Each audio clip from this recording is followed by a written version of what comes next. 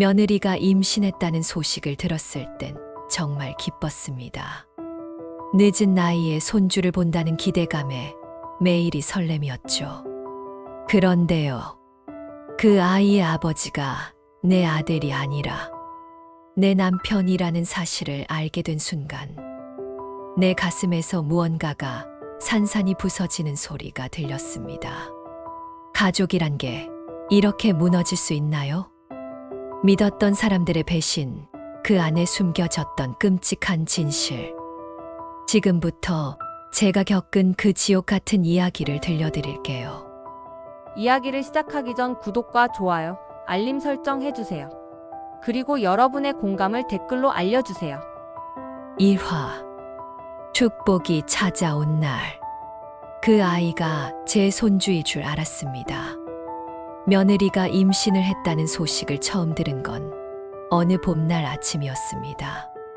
마당에서 고구마 싹을 솎아내고 있는데 며느리가 문턱 앞에서 수줍게 웃으며 말했죠. 어머님, 저 아기 가졌어요. 그 순간 심장이 쿵 내려앉은 줄 알았습니다. 놀람도 기쁨도 황망함도 아닌 그저 모든 게 멈춘 듯한 느낌이었습니다. 늦둥이라도 생겼다는 게 그리 놀라운 일은 아니었지만 정말 오랜만에 느껴보는 가족 안에서 피어나는 따뜻한 소식이었거든요. 그래, 진짜냐? 아이고야. 눈물이 핑 돌았습니다. 며느리는 수줍게 웃으며 고개를 끄덕였고 나는 그 아이를 꼭 안았습니다. 아들 녀석은 출장 중이라 아직 모르고 이건 우리 둘만 아는 비밀 같은 기쁨이었죠.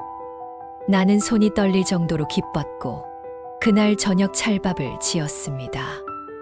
남편도 어쩐 일인지 일찍 퇴근해 와서는 내가 차려놓은 밥상 앞에서 말없이 앉아 있었습니다. 여보, 큰일이야. 우리 할머니, 할아버지 되는 것 같아. 그 말을 꺼냈을 때 나는 그 사람의 눈빛을 지금도 기억합니다. 무언가 지나가는 표정 하나.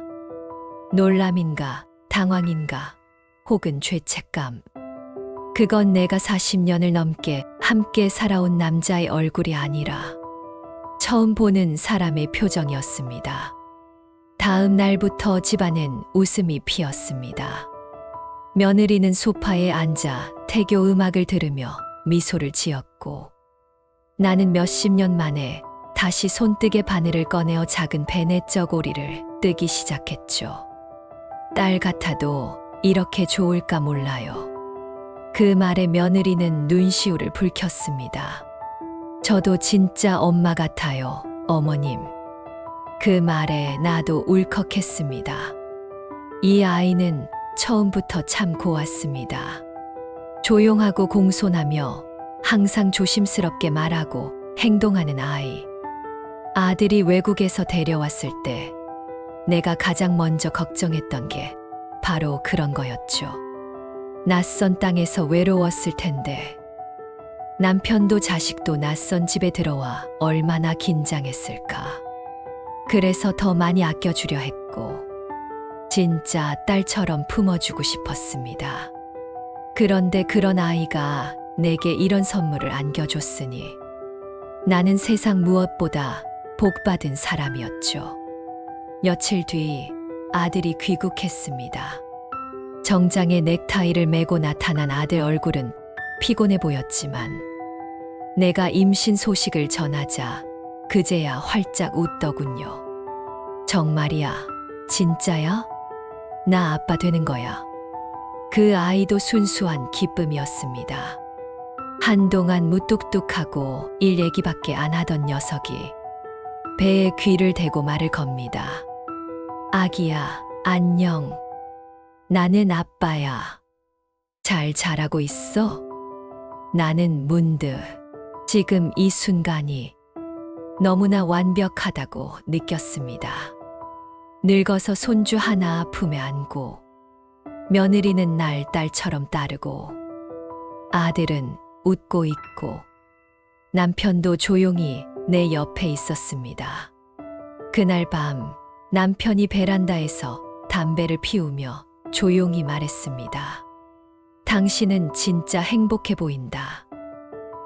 그럼 이만하면 뭐가 더 필요하겠어.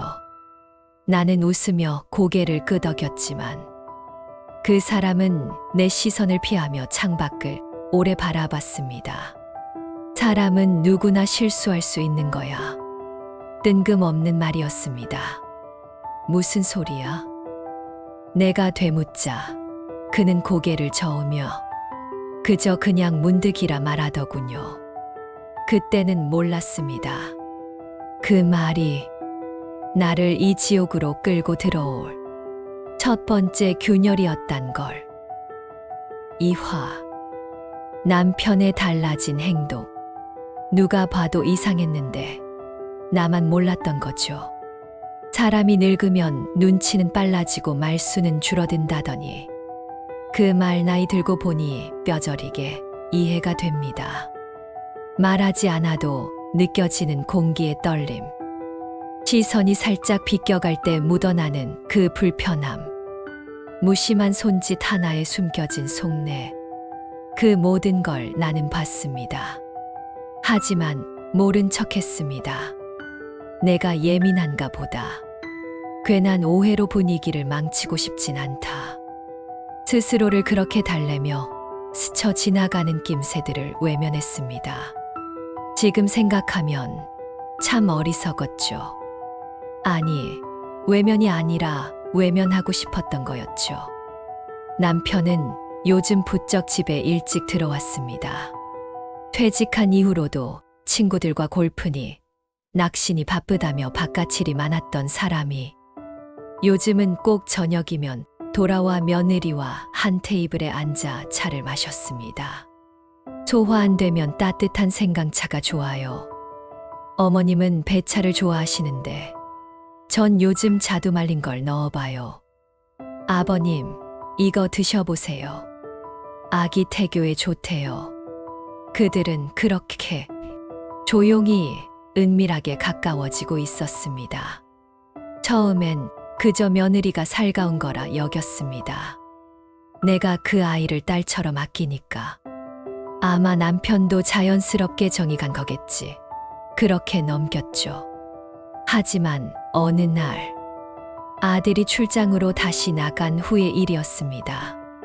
나는 우연히 거실에서 신문을 뒤적이다가 남편의 휴대폰이 울리는 소리를 들었습니다.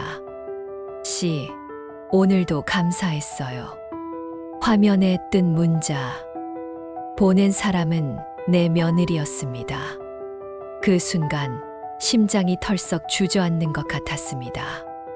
왜 고맙다고 했을까? 왜 그 문장의 끝에 웃는 얼굴, 이모티콘까지 붙였을까? 나는 손에 들었던 신문을 바닥에 떨어뜨렸고 남편은 그 소리에 돌아보더니 무심하게 폰을 집어들었습니다. 누구야? 응. 아, 그 애가 며느리가 뭐 보내긴 했네. 뭐래? 그냥 뭐 고맙다고. 그는 자연스러운 척하며 웃었습니다. 하지만 그 웃음 낯설었습니다. 그리고 이상하게 그 미소는 내게 한 번도 보여준 적 없던 표정 같았습니다. 그날 저녁 며느리는 평소보다 화장을 진하게 했습니다. 살짝 올라간 붉은 입술, 눈꼬리를 살짝 내린 아이라인. 기분 전환 겸 혼자 마트 좀 다녀오려고요.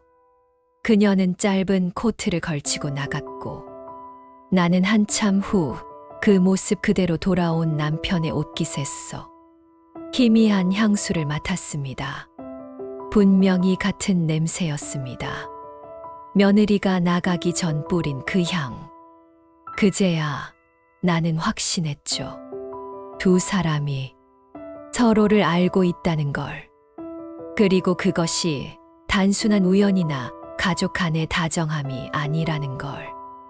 며칠 뒤 이런 일도 있었습니다.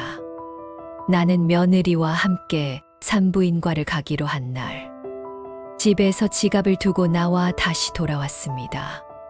현관문을 열자 거실 소파에 며느리와 남편이 나란히 앉아 있었습니다. 아무 말도 하지 않았지만 공기의 긴장이 너무나 명확했습니다. 둘 다 나를 보자 화들짝 놀랐고 남편은 괜히 신문을 들여다봤고 며느리는 배를 감싸 쥔 채 화장실로 들어가 버렸죠. 잠깐 무슨 얘기 하셨어요? 내가 묻자 남편은 고개를 저었습니다. 아니야, 별거 아니야. 그냥 태명이 뭐가 좋을지 얘기하고 있었지. 태명이요? 응. 내 생각엔 도윤이 좋을 것 같아서 말이야. 곱고 예쁜 이름이지 않나? 나는 대답하지 못했습니다. 도윤. 참 예쁜 이름이었죠. 하지만 그 순간부터 그 이름은 내 귀에 지독한 위선처럼 울려 퍼졌습니다. 밤마다 뒤척이기 시작했습니다. 거짓말처럼 웃는 며느리의 얼굴, 나를 피하며 창밖만 보는 남편의 눈빛. 설마 그런 일이 말도 안 되는. 하지만 어느새 내 마음 한켠에서는 그 끔찍한 그림이 그려지고 있었습니다. 며느리의 배에 있는 아이가 혹시 내 남편의 피를 물려받은 아이일지도 모른다는 끔찍한 상상. 나는 무너지고 있었습니다. 그러면서도 웃었습니다. 며느리 앞에서, 아들 앞에서, 심지어 남편 앞에서도 웃었습니다. 나는 그들의 웃음을 지켜주기 위해 아무 일 없는 척 했습니다. 하지만 그날이 가까워지고 있었죠. 모든 것이 드러나고 모든 위선이 깨질 날이 점점 다가오고 있었습니다. 3화 의심의 조각들. 사람들은 말합니다. 증거가 없으면 의심일 뿐이라고. 하지만 저는 알았습니다. 진실은 이미 제 마음에 다 와 있었습니다. 처음엔 부정하고 싶었습니다. 남편과 며느리, 두 사람 사이에 그런 일이 있을 리 없다고. 내가 너무 예민한 거라고. 갱년기 탓이라고. 머릿속이 복잡해서 그런 상상이 드는 거라고. 스스로를 몇 번이나 달랬는지 모릅니다. 하지만 그냥 느낌이 아니었습니다. 느낌은 곧 낱낱의 증거로 작은 조각들이 하나하나 모여 도저히 무시할 수 없는 진실의 얼굴을 만들어가기 시작했죠. 그 첫 번째 조각은 그날의 셔츠 냄새였습니다. 남편은 늘 냄새에 둔감한 사람이었습니다. 몸에 땀이 배어도 남자의 냄새라며 대수롭지 않게 여겼고, 향수 같은 건 결혼 후 한 번도 뿌린 적 없던 사람이었죠. 그런 남편이 며느리가 자주 쓰던 고급 향수를 어깨에 묻힌 채 소파에서 졸고 있는 걸 봤을 땐 내 손에 들고 있던 컵이 덜컥 떨려나가 그대로 바닥에 쏟아졌습니다. 당신 무슨 향수 뿌렸어? 향수 그런 거 안 뿌렸는데. 근데 이거 나 며느리한테서 나는 향이잖아. 남편은 정확히 1.5초간 동공이 흔들렸습니다. 그 짧은 침묵 뒤에 그는 어제 걔가 주방에서 뭐 흘렸길래 닦아주다가 묻었나 하며 고개를 돌렸죠. 그 순간 내 심장이 차가운 돌덩이처럼 식어버리는 걸 느꼈습니다. 두 번째 조각은 수첩에서 나왔습니다. 나는 평소처럼 집안 정리를 하다가 서재 책상 서랍 안쪽 깊숙이에서 작은 수첩 하나를 발견했습니다. 파란색 가죽 커버에 조심스럽게 적힌 날짜들, 그리고 그 옆에 짧은 메모. 38년 오는 날 약속대로 왔다. 320이 아무도 몰랐다. 그녀가 웃었다. 45 너무 예뻐졌다. 하지만 위험하다. 그녀 아무도 몰랐다. 위험하다. 메모는 구체적인 이름을 적지 않았지만 그 안에 담긴 무게는 고스란히 느껴졌습니다. 이건 내 남편의 기록이었습니다. 누군가와의 비밀스런 만남. 그리고 그 누군가는 그 집 안에 함께 있는 며느리라는 사실을 나는 본능적으로 알 수 있었습니다. 세 번째 조각은 병원 기록이었습니다. 며느리와 함께 산부인과에 들렀을 때 그녀가 잠시 화장실에 간 틈에 간호사가 접수 실수를 해서 잘못된 진료 카드를 건넨 적이 있었죠. 그때 우연히 내 손에 들어온 지난 3월의 초음파 기록. 그 문서에는 산모 보호자란에 적혀 있던 한 이름이 있었습니다. 정한석. 그 이름을 보는 순간 나는 숨이 막혀왔습니다. 정한석. 내 남편의 이름이었습니다. 나는 손에 쥔 종이를 찢어 삼키고 싶었습니다.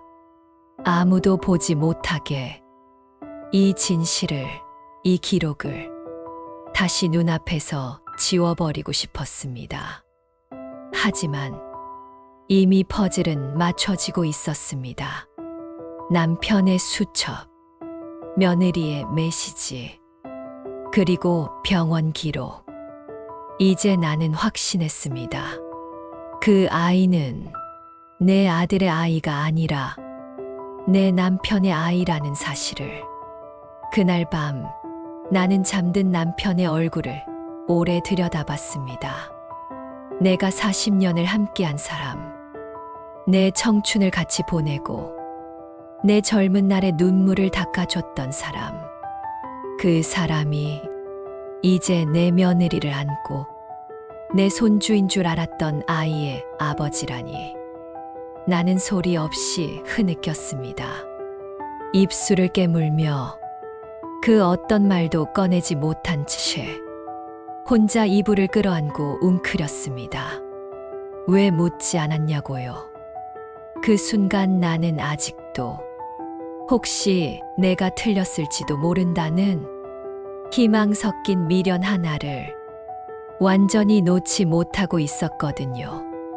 하지만 이제 나는 움직이기 시작했습니다. 모든 조각은 모였습니다. 이제 그 퍼즐을 누구보다 차갑게 맞춰야 할 때였습니다. 나는 조용히 방에 들어가 남편의 옷장을 열었습니다. 그리고 그의 양복 주머니 안에서 작고 얇은 봉투 하나를 꺼냈습니다. 그 안에는 사진 한 장이 들어 있었습니다. 놀랍게도 그 사진 속에는 내 남편과 며느리가 함께 웃으며 카페에 앉아 있는 모습이 찍혀 있었습니다. 어깨에 손을 올린 남편, 살짝 기대어 앉은 며느리, 그리고 둘 사이에 그들이 만든 비밀이 짙게 번져 있었습니다. 사화, 여행이라는 이름의 함정. 그들이 향한 곳은 내가 남편과 신혼여행을 갔던 바로 그 펜션이었습니다. 어머님, 이번 주말에 저 친구들이랑 1박 2일로 여행 좀 다녀와도 괜찮을까요? 며느리가 물었을 때 나는 아무렇지 않은 얼굴로 고개를 끄덕였습니다. 그녀의 눈은 웃고 있었지만 입술은 미세하게 떨리고 있었습니다. 그 작은 진동을 나는 알아채버렸죠. 그래, 잘 다녀와. 감사해요. 아버님은 어제부터 허리 아프다고 하셨는데 괜찮으시죠? 그 사람은 알아서 할 거야. 나는 그날 말을 아꼈습니다. 사실 며느리가 집을 비운다는 말보다 그보다 몇 시간 전 남편이 했던 말이 더 걸렸거든요. 이번 주말에 친구랑 낚시 좀 다녀올까 한다. 어디로? 강릉 쪽 펜션 잡아놨어. 바다 냄새나 좀 맡고 와야지. 낚시. 강릉. 펜션. 두 사람이 우연히 같은 날, 같은 방향으로? 그건 절대 우연이 아니었습니다. 아니, 나는 더 이상 우연이라는 말을 믿지 않았습니다. 아들이 다시 해외 출장을 간 사이 집은 조용해졌습니다.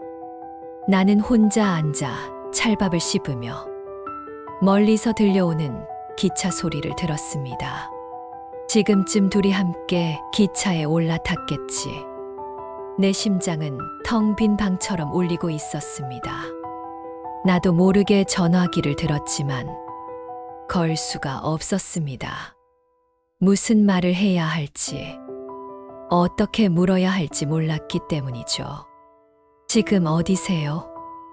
혹시 누구랑 가셨어요? 정말 며느리랑 같이 계신가요? 그런 말은 차마 입 밖으로 꺼낼 수 없었습니다.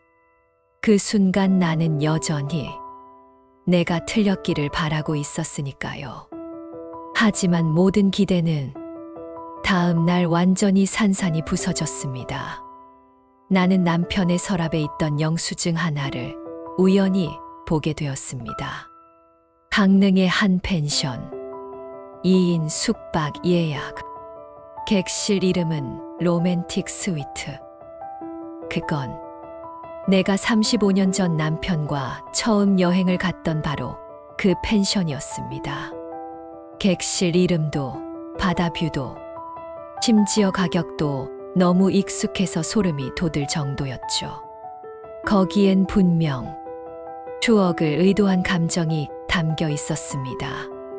그게 사랑이든 죄책감이든 그 사람은 그 펜션을 의도적으로 선택한 것이 분명했죠.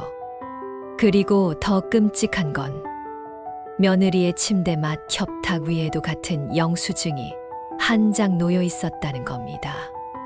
이름은 가려져 있었지만 체크인 날짜는 같았고 주소도 동일했죠. 나는 더는 아무 말도 할 수 없었습니다. 그 주말이 지나고 남편과 며느리는 아무 일 없다는 듯 돌아왔습니다. 다녀왔습니다, 어머님. 날씨가 좋아서 기분 전환 제대로 하고 왔어요. 그래? 잘 됐네. 나는 그저 웃었습니다. 남편은 나를 피했고 며느리는 내 눈을 정확히 마주하지 못했습니다. 나는 그런 그들을 위해 고기를 구웠고 된장찌개에 새우를 넣었고 김치를 얹어 따뜻한 밥상을 차렸습니다. 왜냐고요? 나는 그들 앞에서 아직 아무것도 모르는 며느리의 시어머니 역할을 끝까지 해내야 했으니까요. 그 역할이 끝날 때까지 나는 나를 감춰야 했습니다. 그리고 그날 밤 나는 몰래 CCTV 메모리 카드를 꺼냈습니다. 거실에 설치된 CCTV. 사람들은 있곤 하죠. 그게 언제 작동하고 어디를 찍는지. 나는 그것을 컴퓨터에 꽂아 그 주말의 시간을 되감기 시작했습니다. 그 안에는 정확히 오전 10시 13분 남편이 트렁크를 들고 현관을 나서는 모습.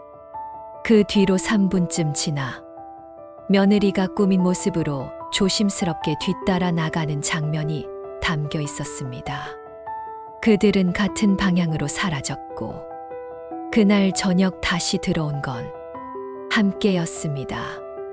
나는 모니터 앞에서 손을 부들부들 떨며 멈춰진 화면을 바라봤습니다. 그들 사이엔 말이 필요 없었습니다. 걸음, 시선, 표정. 모든 게 너무나 자연스러웠고 그건 가족 간의 거리가 아니었습니다. 나는 웃었습니다. 소리 없이 입꼬리만 올라간 채 이제 이 연극도 얼마 남지 않았다는 걸 나는 알고 있었거든요. 오화, 흔적, 더는 견딜 수 없었습니다. 나는 직접 확인해야만 했습니다. 그 아이의 아버지가 대체 누구인지, 사람은 언제 무너지는 걸까요? 온몸이 망가졌을 때, 모든 걸 잃었을 때, 아니요. 확신이 들었을 때입니다. 그동안 부정하고 싶었던 모든 의심이 결국 맞다는 결론에 다다랐을 때, 사람은 무너집니다. 나는 그날 완전히 무너졌습니다. 밤이었습니다. 가족이 모두 잠든 조용한 밤. 나는 휴대폰을 들고 손가락이 떨리는 걸 붙잡으며 산부인과에 전화를 걸었습니다. 그곳은 며느리가 다니는 병원이었고, 며칠 전 그곳에서 나는 우연히 진료 기록을 보게 되었죠. 그 안에 쓰인 보호자의 이름 정한석. 하지만 그날 이후 그 이름이 실제로 기록된 게 맞는지 나는 직접 확인하지 않았습니다. 그건 마지막 남은 희망이었거든요. 혹시 내가 착각했나? 혹시 동명이인일지도 몰라. 혹시 며느리가 실수로 적은 걸 남편이 대신 처리했을 수도 있지. 그런 가능성을 붙잡고 버티고 있었는데, 이제는 더 이상 도망칠 수 없었습니다. 안녕하세요. 산부인과입니다. 저 환자 관련해서 문의 좀 드릴 게 있어서요. 환자 본인이 아니시면 개인정보는 알려드릴 수 없습니다. 알아요. 다만 지난달 5일에 보호자 등록한 이름이 혹시 정한석 씨 맞는지 확인만 가능할까요? 그건 가족이라 확인만 하고 싶은데요. 제가 시어머니라서. 한참을 침묵하던 간호사의 목소리가 돌아왔습니다. 네, 맞습니다. 정한석 씨로 기재되어 있습니다. 그 한마디에 나는 수화기를 귀에 댄 채로 그대로 무너져 내렸습니다. 그렇구나. 정말 그렇구나. 그 아이의 아버지는 내 남편이었습니다. 기억이 났습니다. 며느리가 입덧을 하며 힘들어하던 날, 부엌에서 몰래 생강즙을 짜서 가져다 주던 남편의 모습. 며느리가 소파에서 졸고 있을 때 슬그머니 담요를 덮어주던 손길. 그리고 그날 밤 혼잣말처럼 내뱉은 말. 사람은 누구나 실수할 수 있는 거야. 그 말이, 그 사람이 말한 실수가 아내의 며느리를 임신시킨 실수였다는 사실을 나는 이제야 비로소 깨달은 겁니다. 이쯤 되니 그동안 못 본 게 아니라 안 보고 싶었던 것들이 모두 떠올랐습니다. 며느리의 화장대 서랍 속에서 발견했던 남편이 몇 년 전 생일 선물로 줬던 머플러. 분명히 내가 버렸던 그 머플러였는데 며느리가 다시 착용하고 있었던 걸 그땐 아무렇지 않게 넘겼습니다. 며느리와 남편이 나란히 웃으며 찍힌 사진. 아들이 찍었겠지 하고 넘겼던 그 사진은 사실 아들이 출국한 주간의 날짜가 찍혀 있었습니다. 아들은 그 자리에 없었죠. 그걸 나는 이제야 깨달았습니다. 나는 식탁 앞에 앉아 한참을 멍하니 앉아 있었습니다. 왜 그랬을까요? 왜 나였을까요? 나보다 한참 젊은 며느리, 내 아들을 남편 삼았던 여자, 그런 며느리를 품에 안고 아이까지 가지게 만든 남편. 무슨 생각으로 그 짓을 했을까요? 이게 사랑이었을까요? 욕망이었을까요? 아니면 단순한 지독한 이기심? 나는 아무것도 이해되지 않았고 이해하고 싶지도 않았습니다. 그냥 죽고 싶었습니다. 하지만 죽을 수 없었습니다. 그 아이, 내 손주인 줄 알았던 그 아이가 내 남편의 자식이라면 나는 그 아이의 증인이 되어야 했습니다.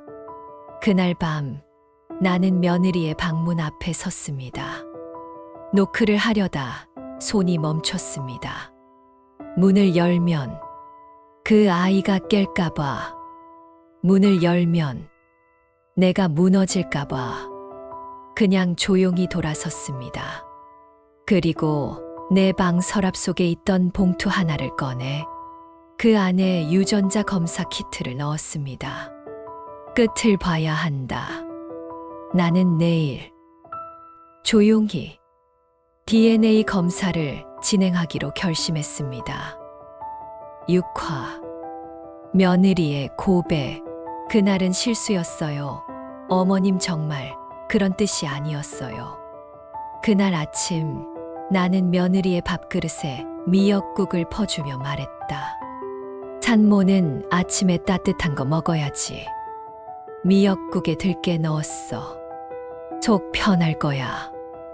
며느리는 웃으며 고개를 숙였다. 감사해요, 어머님. 그 말 한마디에 눈물이 쏟아질 뻔했다.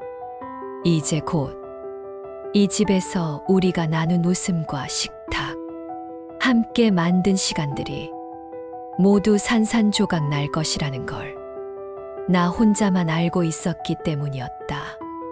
나는 그날 오전 조용히 병원을 찾았다. DNA 검사 신청서엔 내 이름 대신 친구 이름을 적었다. 친손자 확인 목적. 그렇게 쓴 사유는 얼핏 보기엔 평범했지만 나에겐 이 집안을 송두리째 흔들어버릴 도화선이었다.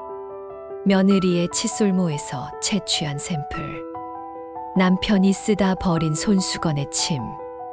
과학은 거짓말하지 않으니까. 나는 스스로를 그렇게 다독이며 봉투를 봉인했다. 며칠 뒤 그날이 왔다. 결과지는 조용히 내 손에 전달되었고 나는 두 줄 요약을 천천히 소리 내어 읽었다. 부부 정한석, 모모 이수연. 99.99% 친자 관계 일치. 나는 손에 든 종이를 떨어뜨렸다.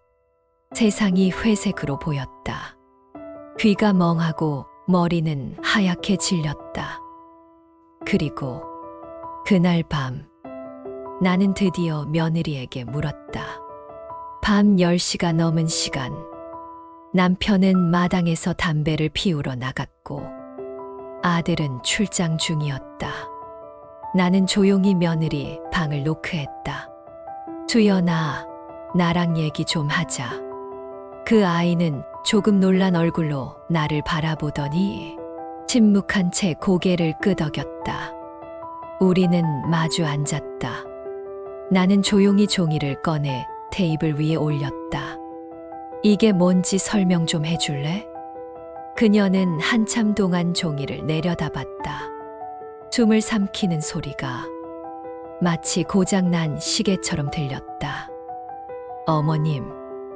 그녀는 입술을 떨며 말했다. 그날은 실수였어요. 정말. 그 사람도 저도 그런 뜻은 아니었어요. 나는 아무 말도 하지 않았다. 아들이 출장 간 날이었어요. 그날 밤늦게까지 속이 너무 안 좋았고 혼자 앉아 울고 있었어요. 그 사람 아버님이 방에 들어오셨어요. 문을 두드리지도 않고요. 그녀의 입술이 파르르 떨렸다. 그날 너무 힘들다고, 어머님한테 너무 죄송하다고 울면서 말했는데 그 사람이 제 어깨에 손을 얹고 제가 울면서 안긴 걸로 시작됐어요. 나는 두 손을 무릎 위에 올린 채 천천히 숨을 쉬었다. 그 아이는 울고 있었지만 그 울음 속에 두려움과 미안함과 어딘가 꾹 눌러둔 욕망 같은 것이 뒤섞여 있었다. 그 이후에 어머니, 저도 죄책감에 잠도 못 자고 계속 지워내려고 했어요. 근데 생리가 안 왔어요. 그녀는 눈물을 닦았다. 그 사람은 아무 말도 안 하셨어요. 제가 말하려고 하면 피하셨고, 어쩌면 그냥 모른 척하고 싶은 거겠죠. 나는 입술을 꼭 다물었다. 아버님 아니, 그 사람은 이 모든 걸 저한테 떠넘기고 있어요. 아무 말 없이, 아무 책임도 없이 그냥 이대로 흐지부지 되길 바라는 거예요. 그녀는 한참을 울더니 갑자기 나를 바라보며 무릎을 꿇었다. 어머님, 저 나가야겠죠? 그 아이 낳지 말아야겠죠?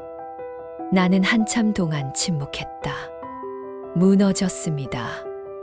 아들과 며느리의 결혼 생활, 가정이라는 이름의 틀, 할머니가 될 거라 믿었던 내 마음, 그 모든 게 다 가짜였다는 걸 인정해야만 했습니다.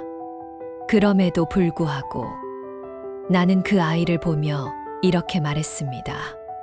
이 집에서 나가는 건 너도 그 사람도 똑같아야 해. 예, 너만 잘못한 게 아니야. 아니, 오히려 너는 피해자일지도 모르지. 하지만 내가 너를 용서하든 말든 그 사람도 반드시 대가를 치르게 할 거야. 그 순간 그 아이는 오열했습니다. 그리고 나는 그 눈물마저도 완전히 믿지 않았습니다. 왜냐고요? 이 집안에서 누구도 더는 믿을 수 없었으니까요. 7화 남편의 침묵. 결국 그 사람은 한마디로 모든 걸 끝내려 했습니다. 이제 알았으니 끝내자. 그 말이 그 어떤 변명보다 끔찍했습니다. 집 안은 조용했습니다. 가장 가까운 사람들이 서로를 속이고 있었고, 가장 사랑했던 사람에게 가장 깊은 상처를 받았고, 그런 집이 고요할 리 없었지만 표면은 평온했습니다. 가장 위험한 정적이 감돌던 순간, 나는 남편의 젓가락 앞에 조용히 종이 한 장을 내려놓았습니다. 읽어봐요. 당신이 만든 결과야. 그는 젓가락을 들고 있던 손을 멈췄고 잠시 고개를 숙여 종이를 바라보다가 조용히 내려놓았습니다. 말도 감정도 없었습니다. 고작 그 한마디. 이제 알았으니 끝내자. 나는 숨을 들이마셨습니다. 그 말은 책임도 회피하고 감정도 없고 모든 걸 덮어버리려는 말이었죠. 끝내자고? 당신 입으로 그 말이 나와? 그는 대답하지 않았습니다. 내가 소리를 높여 묻자 그제야 천천히 입을 열었습니다. 그날은 정말 실수였다. 그래, 실수. 당신도 실수라고 하더라. 그 애도 실수였대. 나는 차가운 웃음을 지었습니다. 근데 둘 다 같은 말을 하더라. 그날은 실수였대. 그럼 내가 물어볼게. 그 다음 날은? 그 다음 주말은? 강릉 펜션은? 그 로맨틱 스위트룸은 뭐였는데? 남편은 고개를 숙였습니다. 그의 침묵이 마치 인정이라는 이름의 칼처럼 내 가슴을 파고들었습니다. 당신, 그 아이가 당신 자식인 거 알았어. 처음엔 몰랐어.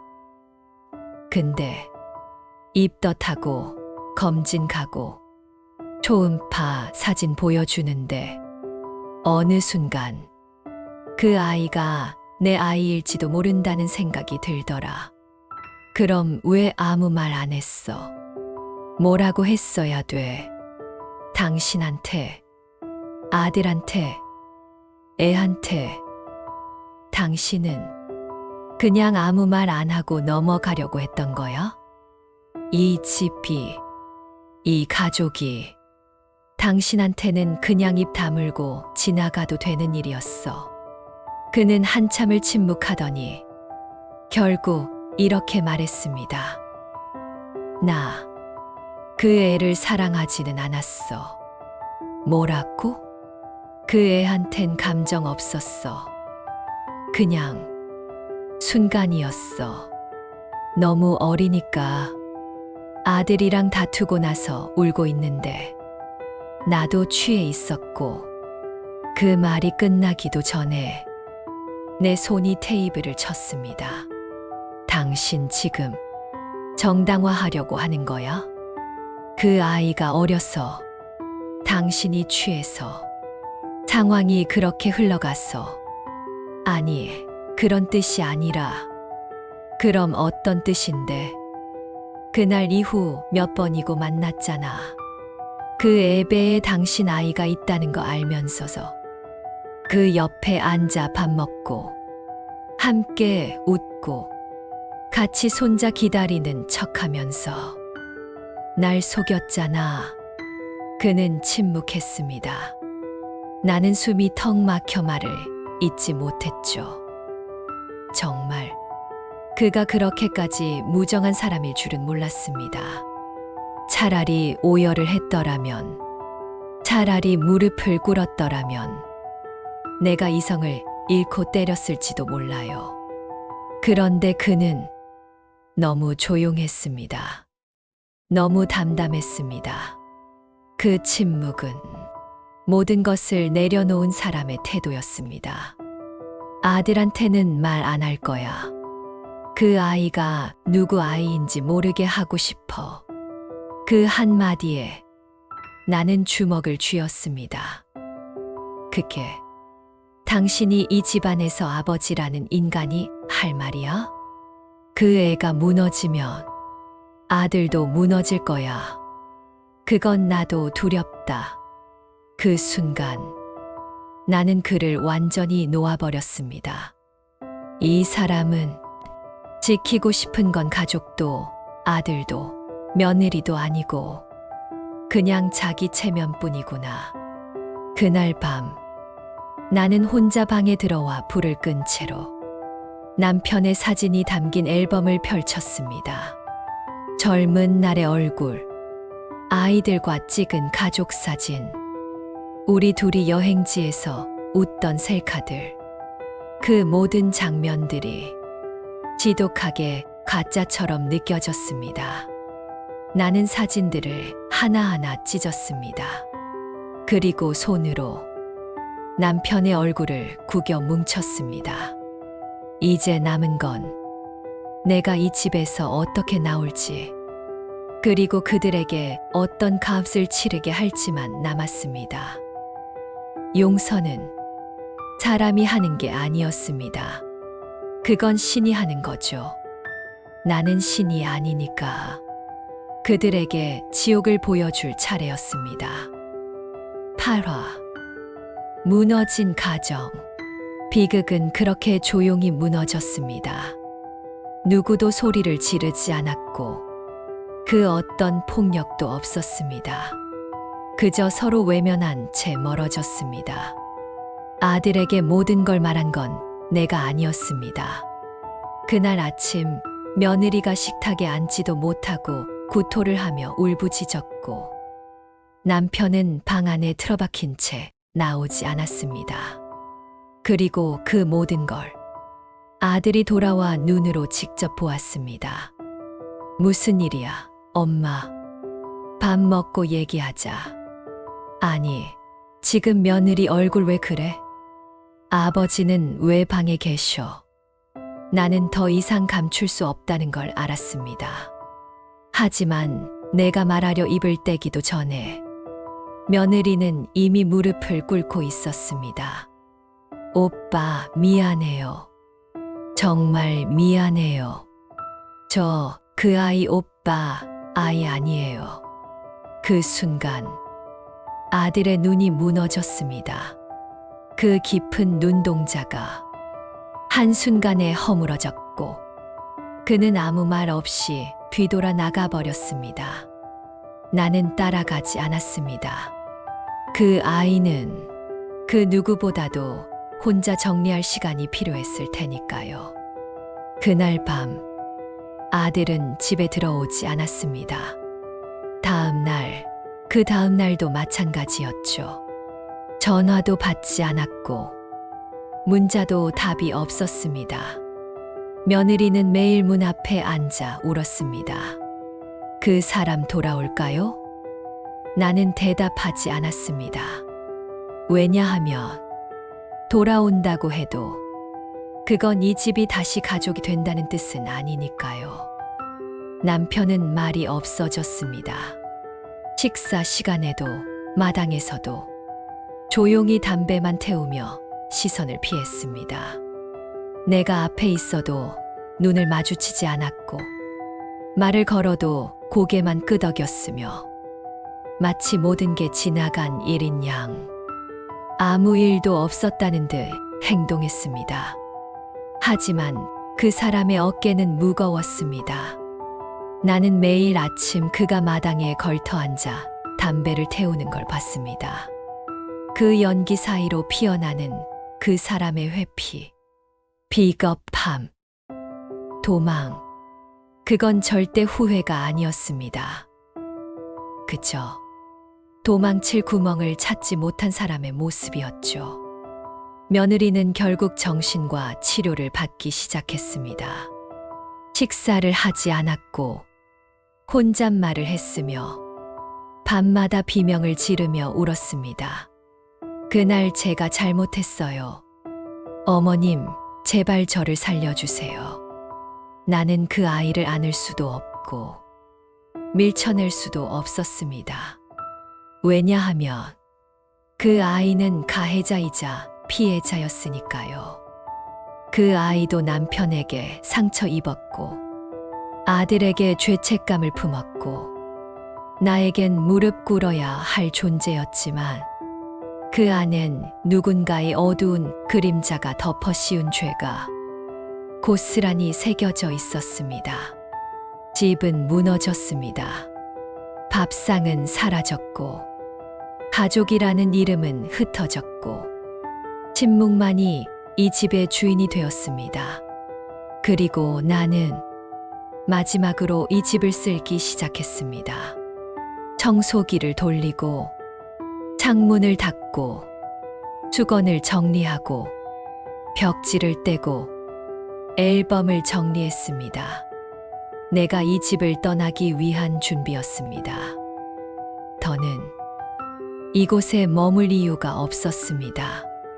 남편과 함께할 이유도, 며느리를 지켜줄 이유도, 아들의 귀환을 기다릴 이유도 없었습니다. 짐을 꾸리는 동안 작은 목소리가 들렸습니다. 어머님, 저 애 낳지말까요? 나는 돌아보지 않고 대답했습니다. 그건 내가 정할 일이야. 하지만 한 가지만 기억해. 그 아이가 어떤 아이인지 나는 끝까지 기억할 거야. 그 말에 그 아이는 더 이상 묻지 않았습니다. 그날 밤 나는 아들의 방에 들어가 흩어진 셔츠 하나를 곱게 개켜 옷장에 넣었습니다. 그리고 그 위에 내가 직접 쓴 편지 한 장을 올려두었습니다. 아들아, 너는 아무 잘못이 없다. 그 누구의 죄도 내 몫으로 삼지 마라. 엄마는 이 집을 떠난다. 이제부터라도 너만의 집을 다시 만들어라. 엄마는 너를 믿는다. 새벽, 나는 조용히 집을 나섰습니다. 마당 한켠, 남편은 여전히 담배를 피우고 있었습니다. 나를 보더니 물었습니다. 어디 가? 나는 미소를 지으며 대답했습니다. 내가 살 곳으로. 너무 이른 거 아냐? 아니, 너무 늦었지. 나는 그렇게 대답하고 뒤돌아 걷기 시작했습니다. 집은 작았지만 그 안엔 너무 많은 거짓과 상처와 죄가 남아 있었기에 나는 이제 그 안에서 아내도 어머니도 아닌 나로 살아가기로 했습니다. 구화, 엄마의 선택. 모든 걸 잃고 나서야 나는 처음으로 나를 위해 살기로 결심했습니다. 나는 낯선 방에서 눈을 떴다. 햇빛은 커튼 틈으로 조용히 스며들었고 방 한 구석엔 내가 직접 접은 이불이 가지런히 놓여 있었다. 이곳은 작은 원룸이었다. 도배도 오래됐고 벽지도 낡았지만 이곳엔 내 거지라는 이름을 붙일 수 있는 공간이 있었다. 나는 평생 누군가의 아내, 누군가의 엄마, 누군가의 시어머니로만 살았지. 나 자신으로 산 적이 없었다. 이제야 비로소 나는 김은숙이라는 사람으로 살아갈 준비를 하고 있었다. 며칠 후 남편이 병원에 입원했다는 소식을 들었다. 고혈압으로 쓰러졌다는 말이었다. 나를 찾진 않았다. 그도 알고 있었던 것이다. 이제 내가 다시는 돌아가지 않을 거라는 걸. 며느리는 아이를 지웠다고 했다. 혼자 병원에 다녀와 아무에게도 말하지 않은 채 방을 정리하고 조용히 고향으로 내려갔다고 들었다. 나는 그녀를 붙잡지 않았다. 그 아이도, 그 인생도 이젠 내 책임이 아니었다. 모든 걸 감당하려 했던 지난 날이 참 바보 같았다. 그리고 아들이 돌아왔다. 문 앞에 서 있던 아들은 한동안 말을 잇지 못하다가 작은 목소리로 말했다. 엄마 여기 있었어요? 나는 고개를 끄덕였다. 아무한테도 말 안 하고 그냥 나왔어. 한 번쯤은 그래도 되지 않을까 싶더라. 아들은 방 안을 둘러보다 조심스레 내 앞에 앉았다. 아버지 병원에 있어요. 며느리는 아이 지우고 고향으로 내려갔어요. 나는 고개를 끄덕였다. 그래. 엄마, 우리 다시 가족처럼 살 수는 없을까? 나는 그 말에 잠시 숨을 멈췄다. 가족처럼. 그 말이 너무 슬펐다. 우리의 가족은 이미 가족 흉내를 내는 사이가 되었고 그 안에는 사랑도 믿음도 온전한 피도 남아있지 않았다. 나는 아들의 눈을 바라보며 말했다. 다시 가족이 되려면 다시 태어나야 해. 처음부터 거짓 없는 관계로 상처 주지 않고 서로를 진심으로 바라보는 마음으로. 아들은 고개를 숙였다. 나는 손을 뻗어 아들의 머리칼을 쓰다듬었다. 이 아이는 잘못이 없었다. 그 누구보다도 피해자였고 누구보다도 상처받은 아이였다. 너는 새로 시작할 수 있어. 엄마는 이제 너 대신 내 인생을 살 거야. 그 말에 아들은 눈물을 흘렸다. 미안해요. 엄마한테 그런 줄도 모르고 그 누구도 몰랐지. 심지어 나도 몰랐어. 그게 가족의 허상이었어. 겉으로는 다정하고 평온했지만 속으로는 썩어 문드러지고 있었던 거지. 며칠 후 남편이 전화를 걸어왔다. 나는 받지 않았다. 다만 문자 한 통만 보냈다. 이제 당신은 나와 아무 상관없는 사람입니다. 그 죗값은 당신 인생으로 치르세요. 나는 용서도 미움도 하지 않을 겁니다. 그냥 당신을 지워버릴 겁니다. 그리고 핸드폰 번호를 바꿨다. 나는 새로운 이름으로 작은 꽃가게에서 일하기 시작했다. 작은 화분에 물을 주고 들꽃을 다듬으며 손님들과 미소를 주고받는 일상이 무겁던 내 마음을 조금씩 비우기 시작했다. 처음엔 허전했다. 아무도 날 찾지 않고 아무도 내 안부를 묻지 않는 날들이. 하지만 곧 익숙해졌다. 아무도 없다는 게 사실은 이렇게 편안할 수 있다는 걸 처음 알았다. 봄이 찾아오고 있었다. 창밖에 핀 개나리처럼 내 마음에도 새로운 잎이 돋아나기 시작했다. 나는 깨달았다. 내가 가졌던 가족이라는 단어가 실은 가장 잔인한 이름이었단 걸. 그리고 이제 나는 그 잔인함으로부터 벗어난 사람이 되기로 했다. 10화 마지막 편지. 어떤 이별은 말이 없고 어떤 용서는 영원히 오지 않습니다. 나는 그를 끝내 외면하기로 했습니다. 꽃가게 앞에 노란 튤립이 만개한 날이었다.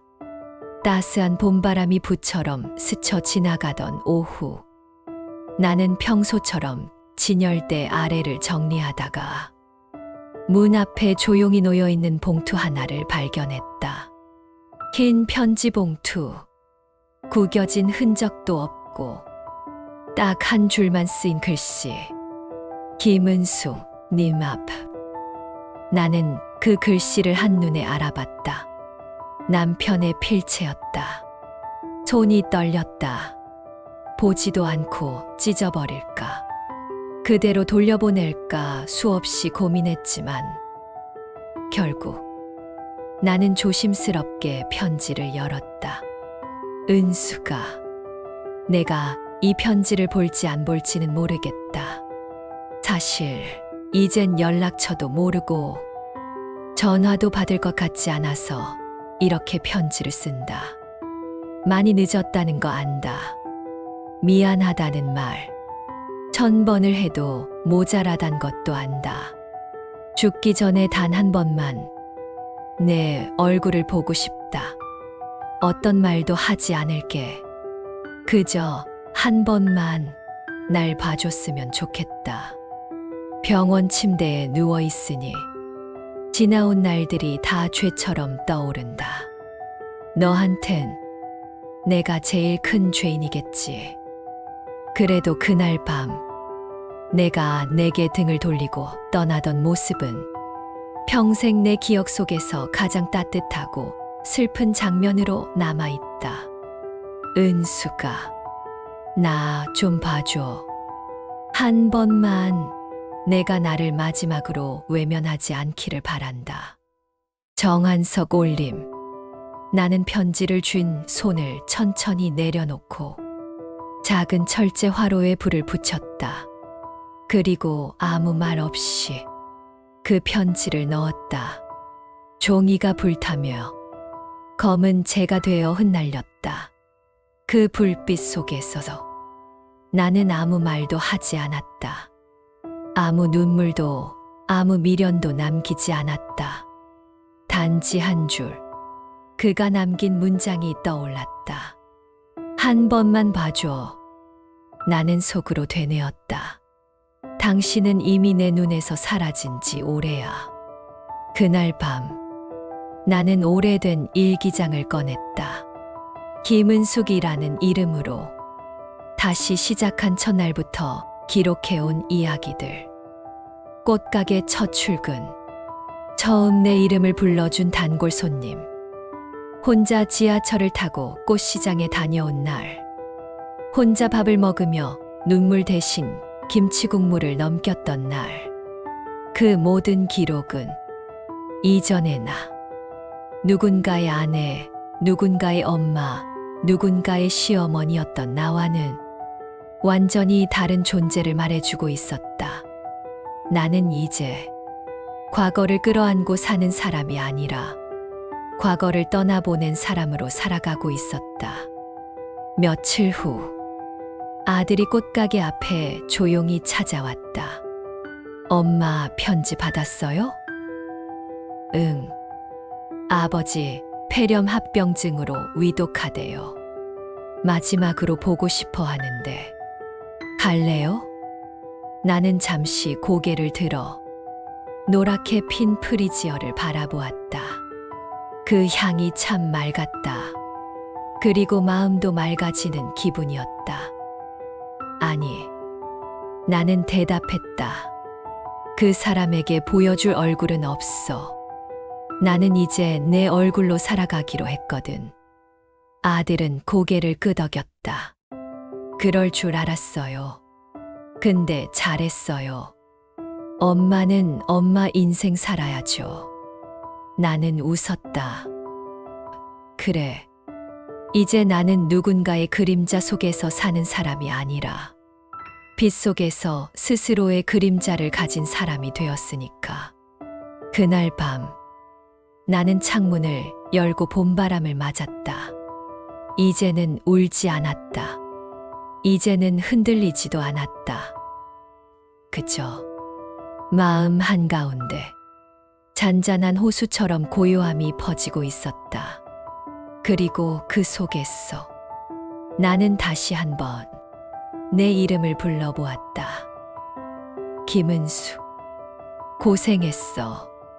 정말 잘 견뎌냈어. 그 이후 나는 종종 가게에 찾아오는 노인 부부를 바라보며 웃는다. 그들 중 한 사람이 손을 놓치면 나는 마음이 철렁 내려앉지만 곧 두 손이 다시 맞잡히면 괜찮다고 안도한다. 나는 이제 내 손을 내가 잡아주기로 했다. 그게 가장 안전하다는 걸 늦게야 배웠다.